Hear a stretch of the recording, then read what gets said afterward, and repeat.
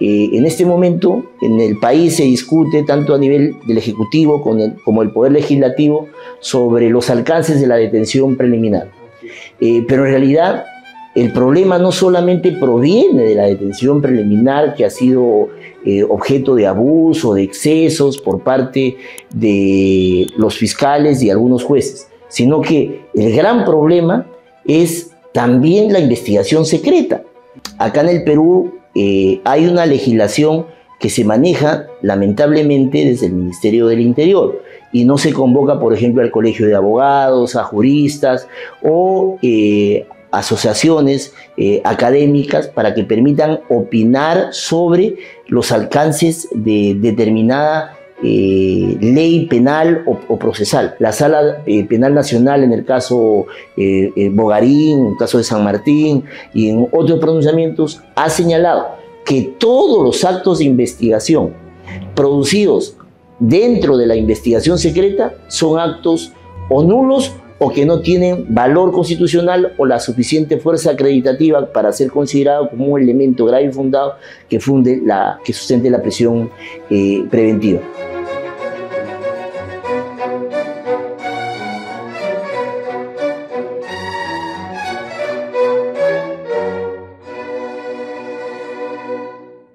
Bienvenidos a un nuevo programa de la Tribuna de Gringley. Soy Hugo Mendoza y estamos por Gringley TV todos los martes a partir de las 7 de la noche. El día de hoy, continuando con nuestros programas, tenemos como invitado al doctor José Luis Castillo Alba, reconocido penalista, litigante, pero sobre todo también por las obras de investigación científica en materia penal y procesal penal que a lo largo de su trayectoria profesional ha venido escribiendo. Con él vamos a tratar dos temas que nos parecen verdaderamente importantes de cara al proceso penal y sobre todo en la coyuntura actual que venimos advirtiendo en las investigaciones, cómo vienen siendo conducidas por la Fiscalía, por los jueces, para poder llevar adelante estas investigaciones. Me refiero a las garantías mínimas que se deben respetar y por los que se debe conducir una investigación y un proceso penal, el debido proceso y presunción de inocencia. Bienvenido, doctor, a nuestro programa. Gracias, Hugo. Gracias por la invitación. Había presentado el programa como las garantías mínimas del debido proceso dentro de una investigación y en general, para que nos entiendan los que nos están viendo, de un proceso penal. ¿Cómo juega esta garantía del debido proceso? ¿Cómo se aplica? ¿Cómo se maneja o debería manejar tanto por fiscalía, por un juez de investigación preparatoria en un proceso penal? El debido proceso y las garantías mínimas no son solamente derechos teóricos, ilusorios, que se encuentran consagrados en determinados textos normativos, como por ejemplo el título preliminar del Código Procesal Penal, en algunas normas del Código Procesal Penal, sino que son normas no solo de rango constitucional, sino de rango convencional. Por ejemplo, el artículo 139, a lo largo de su articulado, que son más de 16 incisos, establecen también las garantías mínimas del debido proceso. Y la Convención Americana de Derechos Humanos, en su artículo 8, en sus diversos incisos, también regula las garantías mínimas del debido proceso. De igual forma, el Pacto Internacional de Derechos Civiles y Políticos, que como tratados de derechos humanos tienen rango constitucional. Es decir, hay un bloque normativo de rango constitucional, aunque no solo constitucional, que establece que las garantías mínimas del debido proceso rigen primero de manera transversal, horizontal, a toda clase de procesos, civil, penal, laboral, militar, comercial y de cualquier otra índole. Pero también las garantías mínimas del debido proceso rigen en todas las etapas del proceso penal sin excepción alguna. Y no son leyes ordinarias, no son garantías básicas o líricas, sino son normas constitucionales, derechos humanos que deben aplicarse de manera preferente y directa a todo problema judicial, fiscal, administrativo o de cualquier otra naturaleza. Y también la Corte Interamericana de Derechos Humanos ha establecido que las garantías mínimas del debido proceso, siendo su aplicación estelar y más importante en el proceso penal, también rige en las etapas del procedimiento penal. Llámese diligencias preliminares, investigación, etc. Correcto. Por el efecto del principio de constitucionalidad de los actos y poderes públicos, el debido proceso antes era considerado solamente una garantía del proceso judicial, Así es. de la jurisdiccionalidad. Correcto. No, ahora tiene un alcance mucho más amplio y se extiende de manera paradigmática, de manera especial, a la investigación del delito. Ahí quería profundizar para que usted nos explique también que ha escrito sobre esto y ha podido profundizar en el análisis. Usted hace una distinción que nos parece importante, ¿no? Y para que nos entiendan los que nos están viendo. Claro, el debido proceso se entendía, digámoslo así, tradicionalmente para un proceso judicial propiamente. Y se entendía que las investigaciones preliminares, ¿no? Antiguamente con el Código de Procedimientos Penales de nuestro país, no era parte de un proceso judicial en sí mismo, sino era una etapa previa y por tanto no encajaba dentro del concepto proceso judicial. Y por tanto se podría decir que el debido proceso no regía sobre las actuaciones del Ministerio Público. Pero todos los que conocemos y los que litigamos sabemos que en algún momento el Tribunal Constitucional comenzó a sacar sentencias donde extendía la aplicación de esta garantía constitucional a los actos, se denominaban en su momento prejurisdiccionales, que es los que dirige la Fiscalía. ¿En qué considera usted que cambió de ese cambio de paradigma de ya no entenderlo solo como proceso, sino también extenderlo a la etapa de la investigación dirigida por el Ministerio Público? ¿Cuál cree usted que fue el fundamento y es por la cual el debido proceso es correcto que se aplique también, a pesar de su nomenclatura, a los actos de la Fiscalía? Por tres razones o por tres desarrollos. Primera razón o primer punto, la aplicación de la Constitución a todos los actos de investigación y a todos los actos realizados por los poderes públicos, en este caso por el Ministerio Público que tiene a cargo la investigación del delito. En segundo lugar, tenemos la aplicación de las reglas convencionales a partir de la diversa jurisprudencia de la Corte Interamericana, que ha señalado que las garantías mínimas del debido proceso se extienden a la investigación del delito, se entienden al juicio político, se entienden al antejuicio y a todo tipo de procedimiento en donde se afecten los derechos humanos. Pero en el Perú, el mayor protagonismo de la vigencia del debido proceso lo da el nuevo Código Procesal Penal a partir de la consagración de una figura no muy utilizada, pero que tiene justamente la virtud de ser el brazo protector de la Constitución y la materialización de todas las garantías mínimas del debido proceso, que es la tutela de derecho. Antes, por ejemplo, cada afectación del derecho fundamental en un proceso penal, en una investigación, derivaba que se presenten diversas acciones constitucionales de amparo o acciones de habeas corpus. Hoy día, por vigencia del artículo 71 y 72 del Código Procesal Penal, tenemos a la tutela de derechos como el mecanismo, el instrumento, la vía judicial que materializa la tutela judicial efectiva, que permite tutelar, controlar los actos del Ministerio Público y de las demás partes como actos procesales a través de este mecanismo de la tutela de derechos. Por ejemplo, se afecta el derecho a la autodeterminación, podemos acudir al debido proceso. Se afecta la participación de las partes, el imputado, su defensa en diligencias preliminares, se puede acudir a la tutela de derechos. Se utiliza la figura de la investigación secreta, se tiene que acudir a la tutela de derechos, por ejemplo, porque tanto la Convención Americana de Derechos Humanos como también la Casación 373-2018 ha establecido que no hay investigación secreta total por parte del Ministerio Público, sino hay un secreto parcial, de la mano del artículo 424.2 del Código Procesal Penal. Entonces, ¿cómo nosotros en el proceso penal, en la investigación del delito, protegemos, garantizamos la efectividad del debido proceso? A través de la tutela de derechos. Correcto.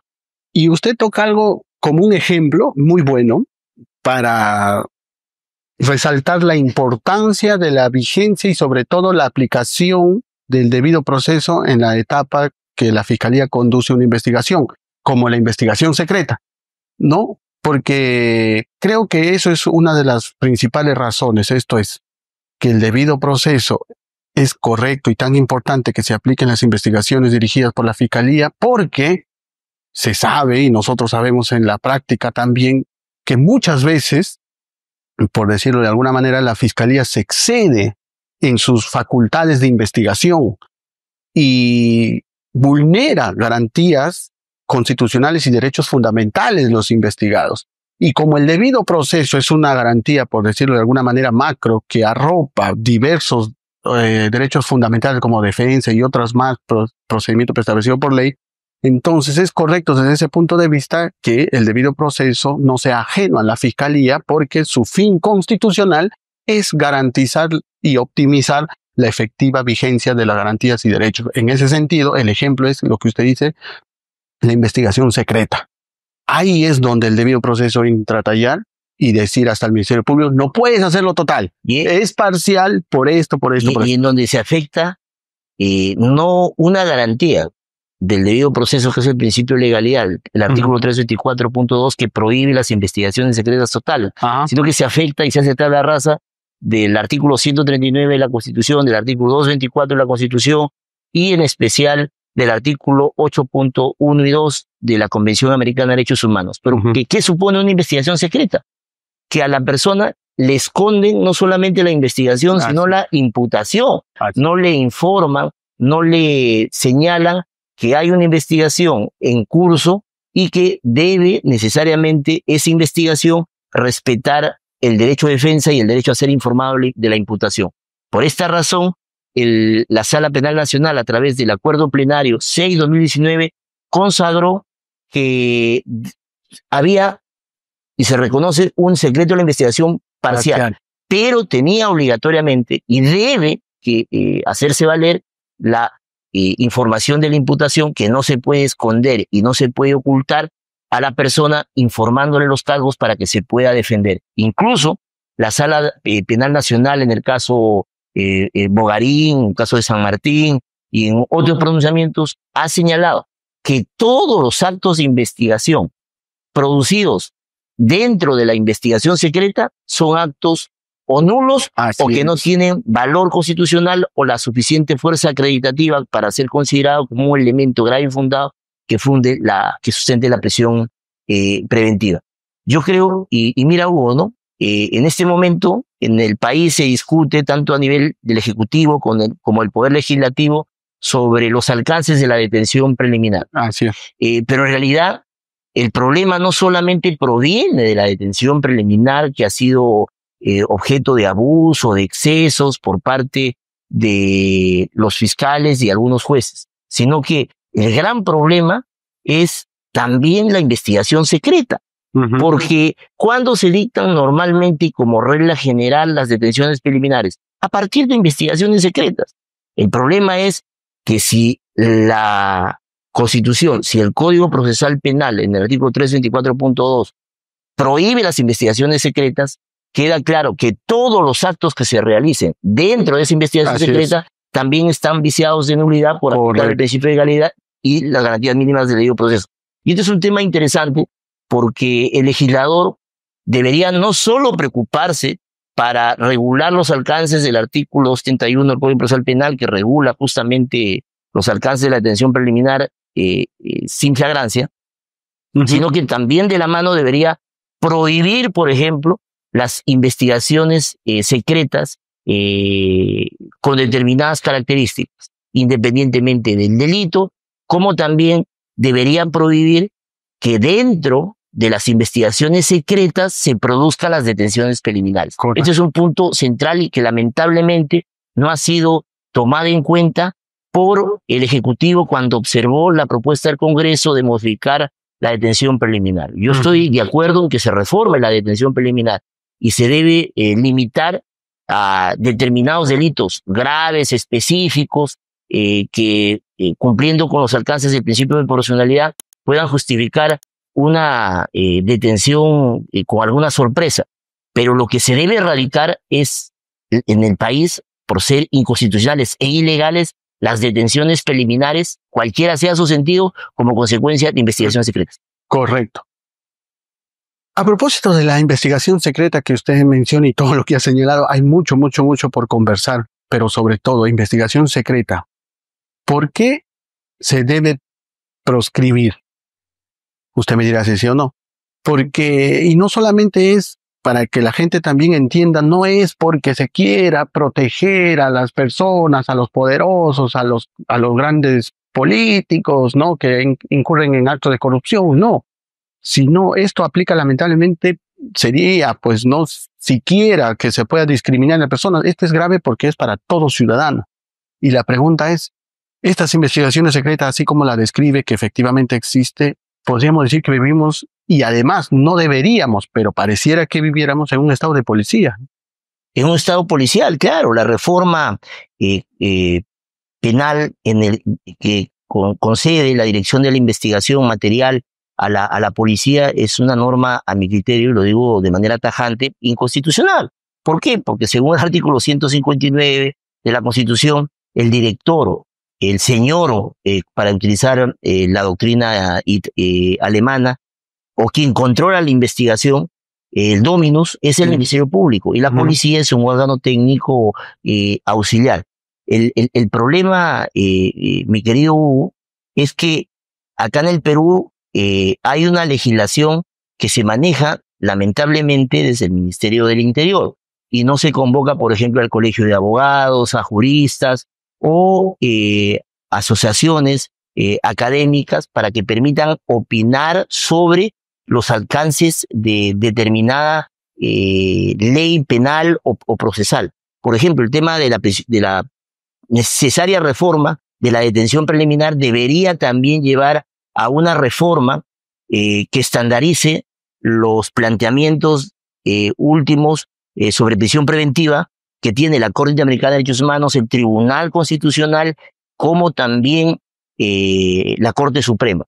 O sea, yo creo que detenernos en maquillar o en mejorar técnicamente un dispositivo legal como la detención preliminar de simple agrancia es quedarse a medio camino. Se tiene que modificar y cambiar de manera esencial la regulación y el tratamiento de los requisitos de la prisión preventiva, como también los presupuestos generales. Correcto.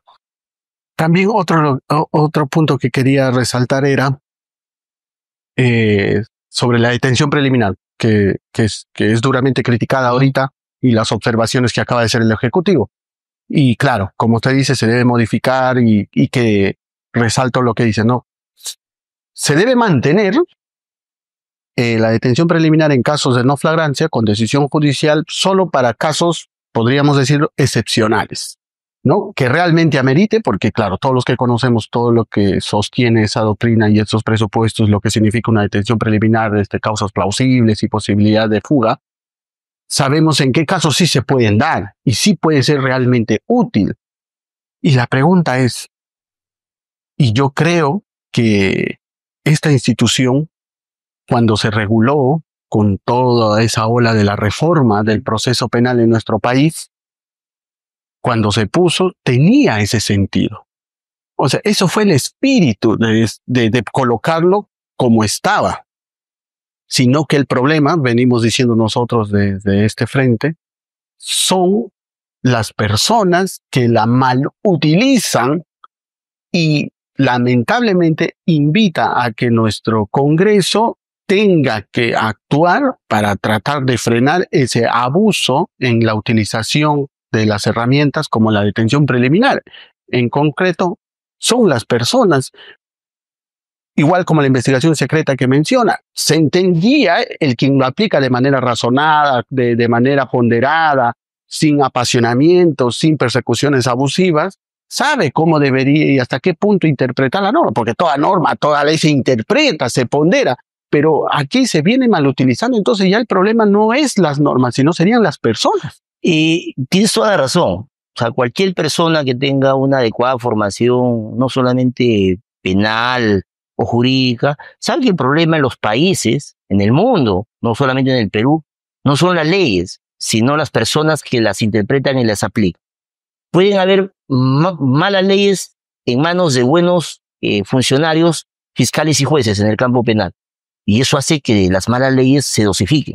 Pero podemos tener buenas leyes, pero en manos de malos fiscales y malos jueces, y los resultados pueden ser deplorables. O sea, nosotros tenemos que ser conscientes que tan importante como dentro de una democracia garantizar la división de poderes y leyes de calidad, también es necesario contar con operadores de calidad para que puedan interpretar y puedan armonizar tanto las leyes a los textos constitucionales y convencionales como con los valores y principios constitucionales básicos. Te pongo un ejemplo, ¿no? Un ejemplo. Es lamentable que, por ejemplo, en el país no nos preguntemos en privación de la libertad sobre la necesidad de que debe haber un doble baremo o un doble parámetro cuando se aplica cualquier medida cautelar. Llámese prisión preventiva, impedimento de salida del país, incautación o cualquier medida cautelar personal o real. ¿En qué sentido? Se tiene que analizar el bloque específico, los presupuestos específicos de la medida cautelar concreta que se pretende aplicar respetando el principio rogatorio por parte del Ministerio Público y que se solicita un determinado requerimiento al juez, ¿correcto? Pero junto con ese filtro concreto, específico, también tiene que haber un filtro adicional, que es el artículo 254.2 del Código Procesal Penal, que es una de las normas más olvidadas de nuestro código. Cuando se aplican los criterios, por ejemplo, de prisión preventiva, el juez solamente toma en cuenta, igual que el fiscal e incluso las defensas, lo que establece el artículo 268, 269 y 270 del Código Procesal Penal, y se queda en ese nivel de análisis, limitado, concreto, específico.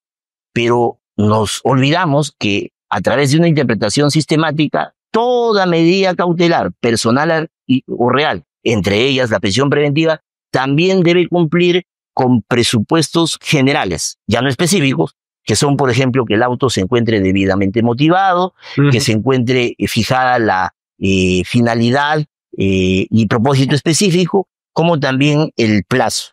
Entonces, yo creo que no se puede interpretar la aplicación de las medidas de coerción, y más aún, no se puede dejar de respetar el principio de legalidad y las garantías mínimas del debido proceso sin hacer ese doble análisis del 254.2 y de los presupuestos específicos de cada medida cautelar concreta. Y esto es importante, ¿por qué?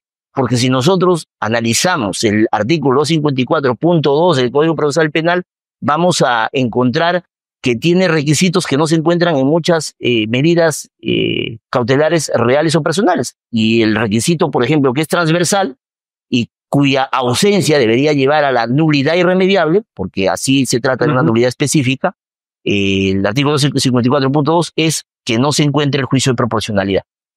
¿Sí? Y que según la sentencia del Tribunal Constitucional peruano, se hace una interpretación convencional y no toma en cuenta el 254.2 del Código Procesal Penal, pero establece en el fundamento 103 y 114 que el juicio de proporcionalidad en la prisión preventiva debe ser un juicio individualizado. La pregunta es, ¿cuántos fiscales y cuántos jueces en el Perú, cuando hay requerimientos plurales, cumplen con ese requisito, que es una garantía mínima del debido proceso, ¿no? Claro, y todo lo que nos señala queda claramente que es un desconocimiento total de nuestros operadores, tanto Fiscalía, tanto del Poder Judicial, que lamentablemente no tienen esa debida formación para poder tener ese análisis de forma global, sistemática de las normas, que no solamente específicas, sino general, como dice. Y ahí viene también el otro razonamiento que estaba elucubrando ahorita.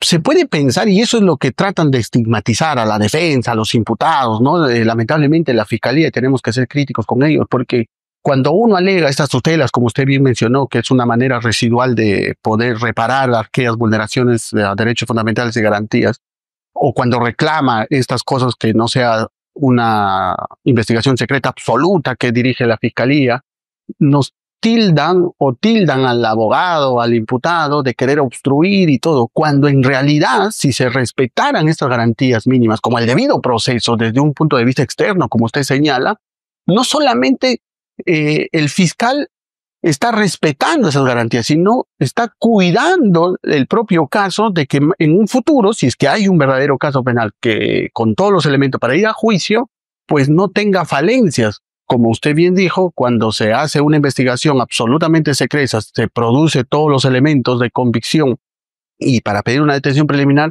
y como señaló ya la jurisprudencia, eso es totalmente nulo. Entonces, no solamente no deberían pensar que se hace por obstruir o porque no se quiere llegar a la verdad, sino es también justamente, y ahí creo radica la importancia, respetar esas garantías mínimas permite también tener un caso sólido. Yo te invitaría, mi querido Hugo, a vincular las categorías normativas del debido proceso, de las garantías mínimas, del juicio justo, no tanto a la investigación del delito en cualquiera de sus etapas o al proceso penal, sino creo que debemos redimensionar su naturaleza y encontrarla en un respeto a los derechos humanos y al sistema democrático que se encuentra consagrado en el artículo 43 y 44 de la Constitución.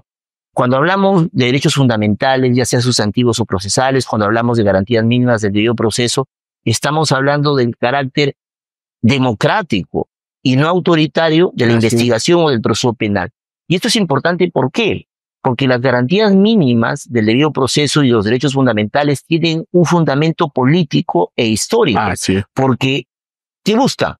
Proteger a la persona humana del poder del Estado, que es un poder totalizante, avasallador y muchas veces arbitrario. Entonces, justamente esas garantías mínimas buscan contener, limitar, dosificar, dotándolas de racionalidad y de límites a los poderes del Estado, que son poderes de injerencia en los derechos fundamentales muy altos o de arbitrariedad pura. Entonces, yo creo que esto debería llevar a pensar que, por ejemplo, un fiscal, un juez que está muy dado a dictar prisiones preventivas, y habría que ver sus estadísticas de cuántos casos de prisiones preventivas resuelve amparando los requerimientos fiscales, declarándolos fundados, y la sala, por ejemplo, confirma o revoca. Si es un juez que excesivamente dicta prisiones preventivas, es un juez no demócrata, sino de talento autoritario, y que no reúne el perfil idóneo de jueces. ¿Y por qué?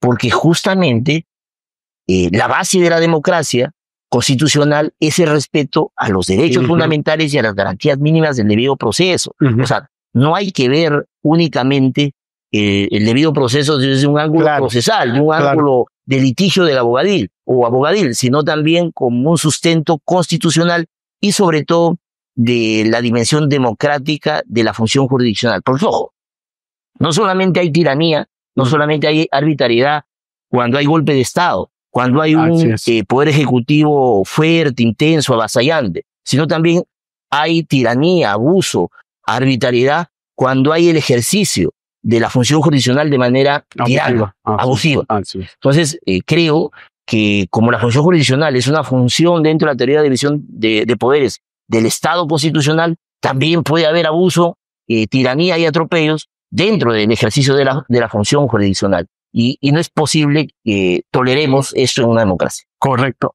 Usted da en un punto medular que a mí me gusta mucho razonar cuando converso este tipo de temas, porque creo que es parte de la formación obligatoria que se debería tener no solamente los jueces fiscales, sino todo ciudadano. Lo que usted dijo. El poder del Estado. Yo siempre digo, nosotros, ahí ya estamos entrando a filosofía política y todo lo demás, ¿no? El contrato social, ¿no?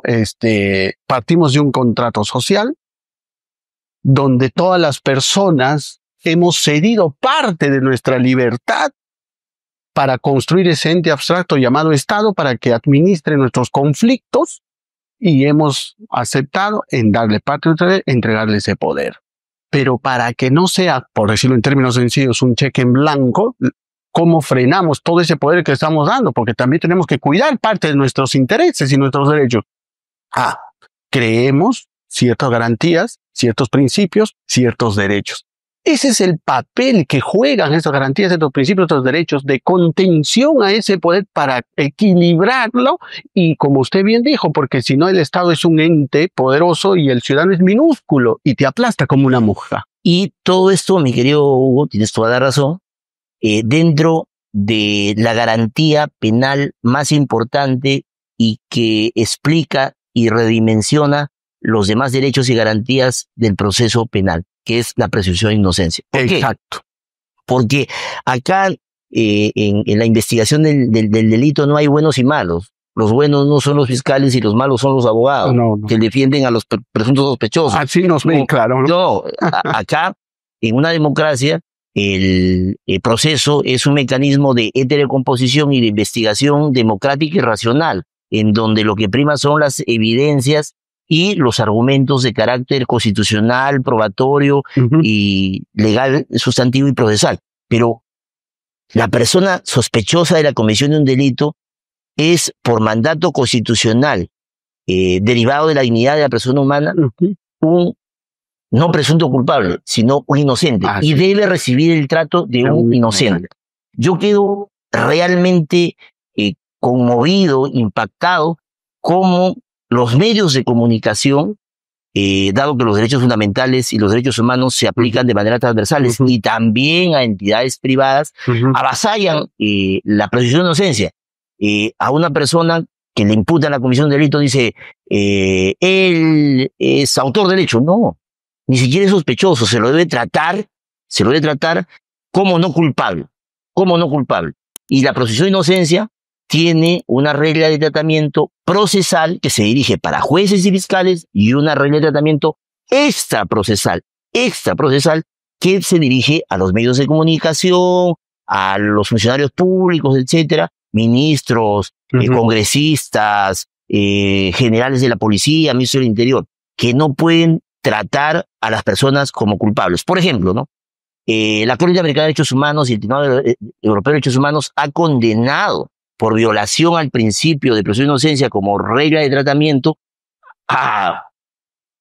por ejemplo, el Comité de Derechos Humanos a Hugo Chávez, a la Corte Interamericana de Derechos Humanos a ministros de Estado, a ministros del Interior, a jefes de la policía, que se dirigen a una persona o hablan de una persona como si fuera culpable de la comisión de un hecho, cuando la investigación recién está comenzando y ni siquiera hay una decisión fiscal definitiva judicial sobre el tema.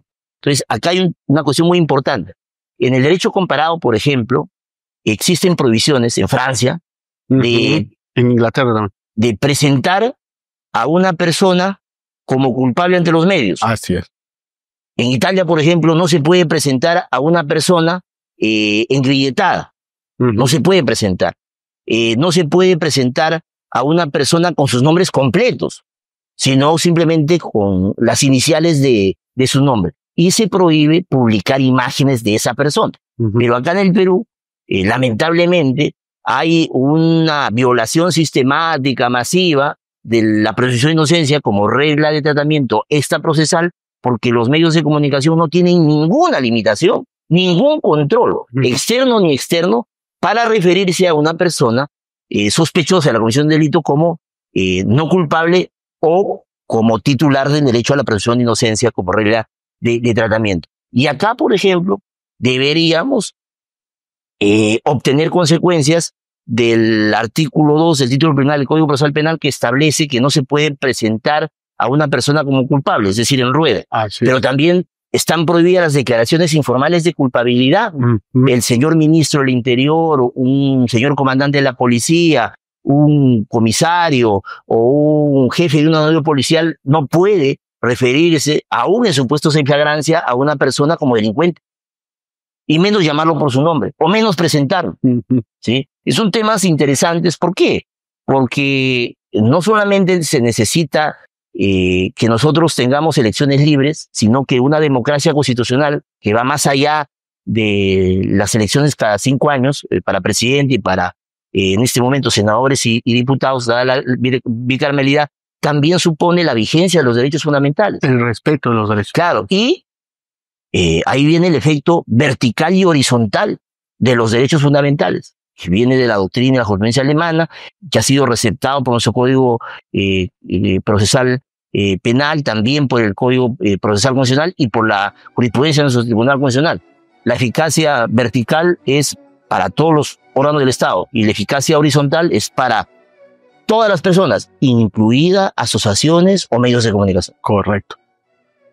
Por eso decía que el desconocer todo esto, cuando los jueces, los fiscales conocen u otras personas, como usted menciona, que actúan con desprecio, por decirlo de alguna manera, contra estas garantías como el de la presunción de inocencia, finalmente están negando la verdadera esencia del Estado, como decíamos hace un momento, porque el Estado, su razón de ser es el ciudadano. Y si tú no respetas esos derechos del ciudadano, entendiendo cuál es la función del Estado, entonces estás negando, hay una negación interna total, y por eso creo lleva al desconocimiento, porque si esto se entendiera de manera como lo estamos conversando, nuestros jueces, nuestros fiscales, pues actuarían de distinta manera, porque no solamente actuarían mirando, como usted dice, el caso en sí mismo, en el litigio en sí mismo, sino desde un punto de vista más estructural como sociedad, ¿no? Y todo lo que esto significa. Y como Estado constitucional, en donde uno tiene que cumplir funciones específicas. Un juez de garantías no puede ser el juez que viole las garantías. Y lamentablemente porque no entiende lo que estamos hablando. Y tú sabes que hay muchos jueces penales, muchos de ellos muy famosos, que lejos de ser jueces de garantías son jueces violadores de garantías. Inquisidores, ¿no? No, inquisidores puede ser o sea, un inquisidor puede emplear un método de investigación, pero sin violar garantías, ¿sí? Yo te puedo hacer determinadas preguntas, ser muy incisivo, avasallante, pero respetando algún derecho tuyo.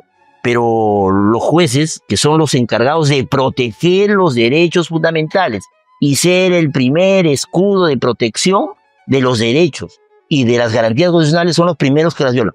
Así es. Y eso es lamentable.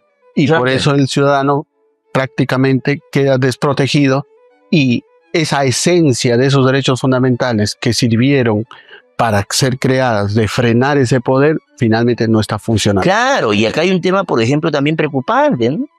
El Poder Judicial no puede entrar a terciar sobre leyes que limitan la investigación. Ese es un problema del Ministerio Público. Y las acciones constitucionales que deben plantearse por parte del Ministerio Público deben ser atendidas por el Tribunal Constitucional con la rapidez para que sean declaradas constitucionales o inconstitucionales. Pero el que es árbitro no puede salir a pitar a favor de uno de los jugadores. Por ejemplo, las leyes de crimen organizado, etcétera. Eso preocupa. Pero el Poder Judicial tiene que canalizar institucionalmente sus preocupaciones. Pero lo que no puede, por ejemplo, es sumarse a las demandas del Ministerio Público, porque es un poder del Estado equidistante, salvo, por ejemplo, que se afecte la independencia judicial. En las leyes que se afecta la independencia judicial, el Poder Judicial y los colegios de abogados y los abogados, litigantes, académicos, mi querido Hugo, tenemos que salir a protestar porque se están violando garantías institucionales, la independencia, la imparcialidad. Pero, por ejemplo, temas que tienen que ver con competencias constitucionales de un determinado órgano deben ser cuestionados y atendidos, ni siquiera limitados por el Tribunal Constitucional, por el órgano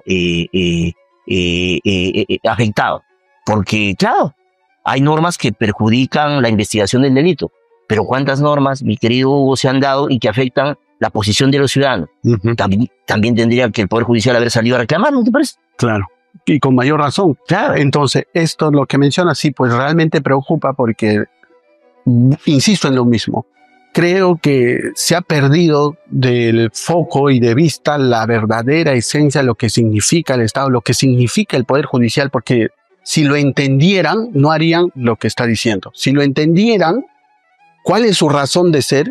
¿Cuál es su naturaleza? ¿Cuál es su fin como poder, como un poder del Estado, el Poder Judicial, que tiene que ser imparcial? No saldría a dar ningún comunicado porque pondría en tela de juicio su imparcialidad. sino muy por el contrario, muestran su total parcialización hacia un lado y ya con eso preocupa, pues si no, ¿qué esperamos de sus jueces? Y yo te pongo un ejemplo que seguramente habrás visto, ¿no? Por el expresidente del Poder Judicial, el doctor Javier Arévalo, en una entrevista televisiva que le han hecho, él señala que él sabía que había algo arbitrario, que algo andaba mal en el caso Cócteles. ¿Sí? Eso es lo que ha dicho él. Pero no podía intervenir porque debería cautelar la independencia judicial. Pero si tú estás viendo como jefe de un poder del Estado, como presidente del Poder Judicial, que se están violando garantías y derechos básicos de las personas, tú tienes, respetando la independencia, que seguir canales institucionales para evitar que justamente se frustre un proceso que ya tiene más de 8 o 10 años. El Poder Judicial tiene una posición, el presidente del Poder Judicial tiene una posición de garantía sobre la vigencia de los derechos fundamentales y debe cumplir con el artículo 44 de la Constitución. O sea, a mí me parece lamentable una declaración de ese tipo, porque es como un policía de tránsito dice, yo vi que se iba a producir un accidente, pero no interviene. Sí. Oigan, pero si usted es policía, usted tiene que intervenir. Un presidente del Poder Judicial ve que en un proceso se están violando las garantías mínimas del debido proceso y lo sabe, tiene que intervenir, por supuesto de manera transparente, con canales institucionales, con, por ejemplo, dotar de mejor personal jurisdiccional al juzgado, dotándole de facilidades, etcétera, poniendo monitoreo de los diversos entes del Poder Judicial para que se garantice el respeto al debido proceso. Correcto. Pero tú no puedes ver ahogar a un niño y ser salvavidas en una playa y decir, lo vi, pero no hice nada. En términos de parte general y dogmática, hay una posición de garantía. Y omisión impropia, loca. Una reflexión final, doctor. Yo siempre pongo este ejemplo para una reflexión final. Los que hemos podido litigar, y yo también, poco, no tanto, pero sí todavía cuando ya comenzaba a ejercer la profesión, veía algunos casos con el Código de Procedimientos Penales, ¿no? Desde practicante, asistente y todo. Y veía que las prisiones preventivas con aquel código se daban por los jueces de instrucción al momento de emitir un auto de apertura de instrucción y venía con 1 o 2 párrafos con tu prisión preventiva. Al darse la reforma, se dio la oportunidad a la oralidad, estos pedidos de prisión para poder existir este contradictorio y finalmente el juez ya no resuelva en su despacho, sino simplemente tener el debate, información de calidad y dar una mejor decisión entre comillas. A lo que voy es, me parece que cuando estábamos con el Código de Procedimientos Penales y con esos autos de apertura de instrucción, si bien con las críticas que había, poniéndole en un tema de análisis de ponderación, digo yo, realmente con este Código Procesal Penal, por muy bueno que sea en su contenido, ¿se avanzó o se retrocedió? Porque 1000 veces como ciudadano prefiero que un juez de instrucción de aquellos me dicten una prisión mediante su auto de apertura de instrucción y me toquen la puerta y no exista todo ese show de la audiencia, del debate, de la exposición y todo ese circo que arman que finalmente terminan desgastando y avasallando al ciudadano. ¿Usted cree que hemos retrocedido? ¿Se mejoró con esta reforma? Es que el problema no son, como decíamos, mi querido Hugo, a lo largo de la entrevista, las leyes, los códigos, la legislación procesal. El problema, qué fiscales y qué jueces tenemos utilizándolas y aplicándolas.